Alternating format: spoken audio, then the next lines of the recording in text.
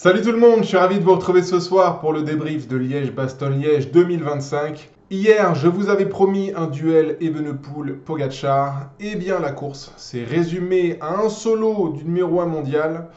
Si ça a été aujourd'hui du tableau noir pour Tadej en termes tactiques, stratégiques et physiques, ça aura été une journée noire pour Remco Evenepoel. La défaillance du Belge a tout de même donné de l'espace d'expression aux outsiders qui luttaient pour le podium derrière l'intouchable Slovène, et c'est ce qu'on préféra retenir de cette journée. On débriefe tout ça et on commence avec le résumé de cette course. En début de course, une échappée de 12 coureurs va se former sur cette première partie de course. On peut noter l'abandon de Maxime Van Riels qu'on avait estampillé dans nos favoris tiers 2 ou 3 hier. À 150 km de l'arrivée, cette échappée de 12 coureurs compte 6 minutes d'avance sur le peloton. Par la suite, on a le passage du col de Ossir à 130 km de l'arrivée. Ce col de Ossir va marquer la première anticipation en tête de peloton. Tobias Foss et Bob Jungels vont partir en contre. Et à 120 km de l'arrivée, Tobias Foss et Bob Jungels ont 3 minutes de retard sur l'échappée. Le peloton a lui un débours de 4 minutes 15. 100 km de l'arrivée, on approche de Mont-le-Soie et des principales difficultés du parcours. Ça frotte beaucoup dans le peloton. Il y a une petite guerre de placement pour occuper l'avant du peloton. L'écart diminue rapidement avec les échappées. Le duo Tobias Foss, Bob Jungels a 1 minute 40 de retard sur l'échappée. Le peloton est lui à 2,40. 95 km de l'arrivée, c'est l'ascension du Mont-le-Soie. UAE commence à durcir avec Pavel Sivakov et Florian Vermeersch. 87 km de l'arrivée, c'est la côte de Vannes. On note que Louis Vervaeke et Peter Seri sont distancés dans le peloton. Ces deux-là sont les coéquipiers de Remco Evenepoel. Et c'était somme toute surprenant de voir Vervaeke distancé si loin de l'arrivée. Dans cette côte de Vannes, l'écart fond entre le peloton et l'échappée. Et au sommet, l'échappée bascule avec 1 minute d'avance sur Tobias Foss et Bob Jungels. Et directement derrière ces deux coureurs, on retrouve le peloton qui mange les deux Ineos directement dans la descente. 79 km de l'arrivée, c'est le mur de Stokke. UAE maintient le cap. Domen Novak met la pression sur les adversaires de Pogačar. 76 km de l'arrivée, on enchaîne, côte de haute levée. Henrik Mas et Jakob Fuglsang sont en souffrance dans le peloton. C'est déjà la preuve du tempo infernal appliqué par les coéquipiers de Tadej Pogačar. Et au sommet de la haute levée, Bahreïn tente à son tour l'anticipation après Ineos et attaque avec Pello Bilbao. Mais UAE est très vigilante et ne laisse pas partir ce coup-là. Le peloton passe au sommet avec 40 secondes de retard sur les échappées. Reste alors 5 hommes à l'avant. La moyenne de course au sommet de la haute levée est de 41 km/h. Ça roule fort, ça roule très fort en sachant que le vent souffle défavorablement dans le retour sur Liège. On a ensuite une petite transition descente pour aller chercher le col du Rosier. La descente est dangereuse. Il fallait être très attentif pour les coureurs à ce moment-là de la course. Il faut dire aussi que le revêtement était dégueulasse à l'approche du col du Rosier. Heureusement, pas d'incident à déplorer dans le peloton. 64 km de l'arrivée, c'est le pied du col du Rosier. Lidl emmène et vont être tout de suite relayés par Domen Novak qui poursuit le travail de sable de la UAE de Pogačar. Petit incident de course quand même à relever dans le col du Rosier, c'est la chute de Warren Barguil. Le Français tombe mal et va abandonner sur Liège-Bastogne-Liège. On attend les confirmations médicales pour savoir s'il y a gros problème ou non pour Warren Barguil. Autre info intéressante dans ce col du Rosier, c'est de constater le placement d'Evenepoel qui est assez en retrait dans le peloton, voire même très reculé par rapport à un Pogačar. L'ascension du Rosier est avalée à très vive allure, ça monte très fort et on constate que Lidl est en nombre et bien en place derrière la locomotive Domen Novak. L'échappée est rattrapée au sommet du col du Rosier, reste alors 60 km et on a une nouvelle transition pour aller chercher la côte de Daigné. Lidl est à la baguette. J'ouvre une petite parenthèse, j'aimerais faire une petite dédicace. C'est un gros GG à Julien Bernard qui a une grande part de responsabilité dans la bonne performance des Lidl aujourd'hui. On y revient un petit peu après dans le débrief de nos favoris. 48 km de l'arrivée, c'est le pied de la côte de Daigné. UAE reprend le lead avec Pavel Sivakov et Domen Novak qui est encore là. Poga est très bien entouré. Sivakov, Novak, Félix Groschartner et Brandon McNulty sont au soutien de leur leader. La côte de Daigné est escaladée au sprint et au sommet. On en a terminé avec les zones d'anticipation qu'on avait marquées dans l'avant-course hier. Ineos et Bahreïn auront essayé sans succès. Le peloton est groupé pour aller chercher la côte de la Redoute. On a alors 11 km de transition avant l'ascension capitale de ce Liège-Bastogne-Liège. L'approche de la Redoute est très rapide et extrêmement dangereuse. Nouvelle bataille de placement au pied de la côte de la Redoute. C'est extrêmement tendu, c'est très tendu d'ailleurs. Et heureusement, là encore, pas d'accident à relever. Le cours de Liège-Bastogne-Liège se passe sans incident majeur. 36 km de la ligne, c'est le pied de la Redoute. Evenepoel, Remco Evenepoel est très mal placé. À l'inverse, Pogačar est en 5e position dans la file du peloton. Et Remco a déjà 100 mètres de retard sur Pogačar, alors que le Slovène n'a pas encore produit son effort. Pavel Sivakov emmène Brandon McNulty et Tadej Pogačar.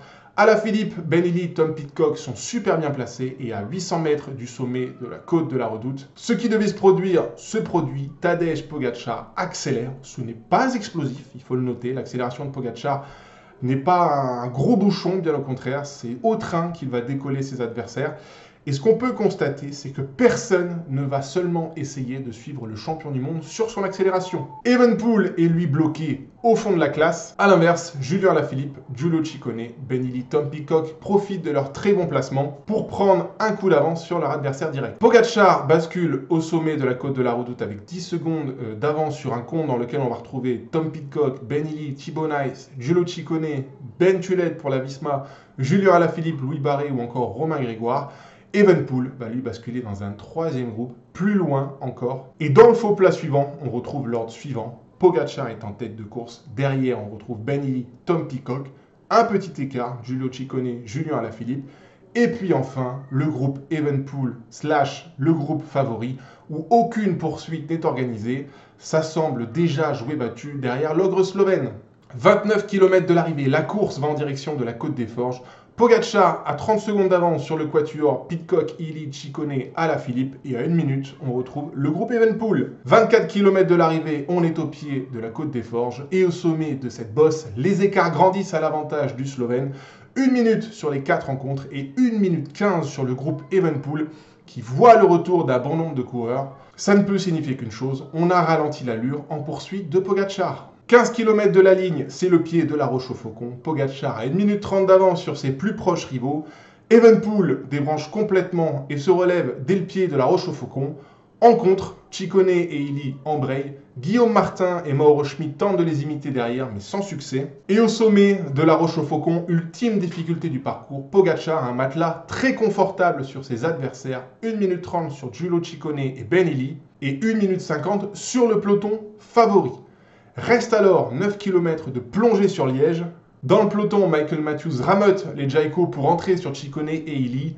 Mais le duo bosse super bien ensemble derrière Pogačar et avec un petit peu d'avance sur le groupe Matthews. Tadej déroule dans ses 9 derniers kilomètres pour aller chercher son 3e Liège-Bastogne-Liège en carrière. Giulio Ciccone et Ben-Ili résistent au retour du peloton et complètent le podium aux 2e et 3e places.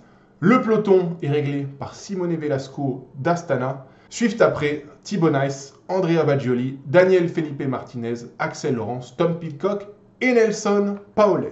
Voilà pour le classement, on débriefe les attitudes de nos favoris. Je commence avec nos 2 bonhommes de tier 1, Tadej Pogačar et Remco Evenepoel. Tadej, écoutez, j'ai plus de superlatifs pour qualifier le coureur, alors je vais me contenter de quelques stats.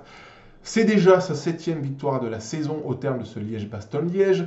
Sa saison des classiques est remarquable et c'est certainement la plus grande campagne des classiques de ce 21e siècle, j'en suis même convaincu. Écoutez plutôt, 2e d'Estradé, 3e de Milan-San Remo, 1er du Tour des Flandres, 2e de Paris-Roubaix et de l'Amstel et 1er sur la Flèche Wallonne et Liège.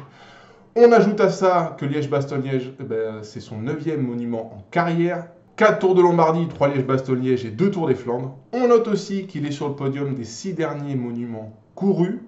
Vainqueur de Liège-Bastogne-Liège et du Tour de Lombardie 2024. Et encore une fois, 3e à San Remo, 1er au Tour des Flandres, 2e à Paris-Roubaix et 1er à Liège. Série en cours. Le Tour de Lombardie, ça sera à la mi-octobre et Pogačar est le quadruple tenant du titre de cette course. Le gars est juste lunaire, j'ai rien à ajouter. Prochain objectif, Dauphiné et Tour de France. Ah si, j'allais oublier, GG AEE pour le taf aujourd'hui. L'équipe est encore l'acteur majeur du succès de Pogačar. Hein. Ils ont fait tous les efforts du monde dans toutes les ascensions pour épuiser l'adversité. Au-delà de ça, je vais quand même noter la résignation de la concurrence sur l'attaque de Pogačar dans la Redoute. Personne, mais personne n'a ne serait-ce essayé de suivre Pogačar sur sa petite accélération au train. personnellement, je considère, c'est vrai, que l'adversité était déjà battue et que Pogačar avait course gagnée à 36 km de la ligne d'arrivée. Il faut dire aussi que le placement d'Evenepoel, ça a été un petit peu le dernier clou dans le cercueil des adversaires de Pogačar. Remco Evenepoel, parlons-en. Je vais être assez bref. Moi, j'ai deux éléments sur lesquels je souhaite revenir. Premièrement, c'est le placement. Pour moi, c'était inimaginable. Inimaginable de le voir rentrer sur la redoute au-delà de la 10e place dans le peloton. Eh bien non, il a entamé ce secteur de la course en 50e position. Facile. Puis rebelote dans la roche au faucon où ses nerfs l'ont lâché. Et c'est là mon deuxième point, la tête, le mental de Remco. Quand Remco boude, comme il a boudé aujourd'hui à partir du pied de la roche au faucon, il est insupportable. Pardon, mais il est insupportable. Il a le droit le plus total d'être agacé par l'attitude de ses adversaires, de s'agacer, de faire tous les efforts derrière le contre ou Pogačar où les autres essayent un maximum de le suivre et de ne pas le relayer. Mais s'il a ce droit d'être agacé, en revanche, je considère qu'il a le devoir, mais le devoir de s'arracher jusqu'à la ligne d'arrivée de ce Liège-Bastogne-Liège pour ses collègues. Ses équipiers ont fait du gros taf du kilomètre 0 jusqu'au pied de la redoute pour ne serait-ce que lui donner à manger ou essayer de le mettre dans les meilleures conditions dans ce final de Liège-Bastogne-Liège. Et le voir se relever dans la roche au faucon comme il l'a fait aujourd'hui et même freiner pour esquiver la caméra, moi je trouve ça très moyen. Je kiffe Remco, vraiment, mais quand il agit comme ça, quand il est en mode boudeur, je l'exècre. Je l'exècre, voilà. Allez, je ne m'attarde pas plus sur le sujet du Belge, on passe aux autres. Et quand je parle des autres, eh bien je parle de ceux qui ont tiré leur épingle le mieux dans ce final vers Liège. Je vais parler de Ben Illy et de Giulio Ciccone, de IF et de Lidl. Alors Lidl, ça partait avec un trident très intéressant au départ de ce Liège-Bastogne-Liège. Schielmose, Nice, Ciccone, eh bien on ne s'est pas défilé. Il y a un très gros placement de l'équipe à souligner dans les 100 derniers kilomètres aux côtés de UAE. Grâce à ce travail de placement, les leaders sont rentrés placés en tête dans la redoute. Et c'est de là que part la très bonne deuxième place de Giulio Ciccone aujourd'hui. Ciccone qui peut remercier Julien Bernard qui l'a véritablement tracté à 100 km de l'arrivée lorsque l'Italien a eu un problème mécanique. Ciccone fait 2, derrière on fait 5 et 6 avec Thibaut Nice et Badjoli. Bah, écoutez, GG les gars, Lidl a assumé son statut avec classe et résultat. Après Lidl, c'est IF qui complète le podium et le bon pion chez IF, c'était bien Ben Illy. Grosse ardennaise dans l'ensemble du petit Irlandais, récompensé par un podium ici. C'est le meilleur résultat que pouvait espérer Ben Illy lorsqu'il s'est retrouvé en chasse derrière Pogačar avec Ciccone. On le sait, la pointe de vitesse, c'est pas son truc. Donc bien joué Illy pour le podium plus que mérité. On ajoute à ça les bons comportements en course d'Alex Baudin et de Nelson Powless qui conclut derrière le top 10 de ce Liège-Bastogne-Liège.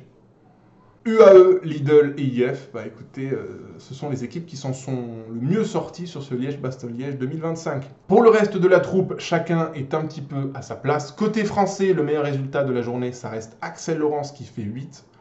Bravo, je ne voyais pas le coureur d'Ineos réaliser une telle performance. Pour Romain Grégoire, Guillaume Martin, Julien Alaphilippe et Louis Barré, bah écoutez, ils n'ont pas démérité, ils ont été acteurs dans le final. Ces quatre-là étaient présents dans les moments chauds. La petite déception côté français, ça va rester Kevin Vauquelin, seulement 50e aujourd'hui, on ne l'a pas vu dans le final. Honnêtement, je ne sais pas ce qui s'est passé, il faut voir s'il n'y a pas eu un petit problème mécanique dans l'approche de la redoute. Si c'est pas le cas, bah écoutez, on dira juste que c'était pas son jour et que deuxième de la flèche, ça reste quand même une sacrée performance sur ces Ardennaises 2025. Le mot de la fin, il est pour Romain Bardet, dernier Liège-Bastogne-Liège avant son départ à la retraite dans 2 mois. Il a été malchanceux aujourd'hui dans la redoute, victime d'un problème mécanique. Il termine 82e de la course à plus de 5 minutes de Pogačar. C'est anecdotique, mais l'essentiel est ailleurs. Merci pour l'ensemble de ta carrière, Romain. Il te reste Tour d'Italie et Dauphiné. Je croise les doigts pour une dernière belle victoire avant une retraite plus que méritée. Voilà, la saison des classiques, c'est terminé. Alors, il restera d'autres classiques d'ici la fin de la saison, bien évidemment. Mais maintenant, place au Grand Tour.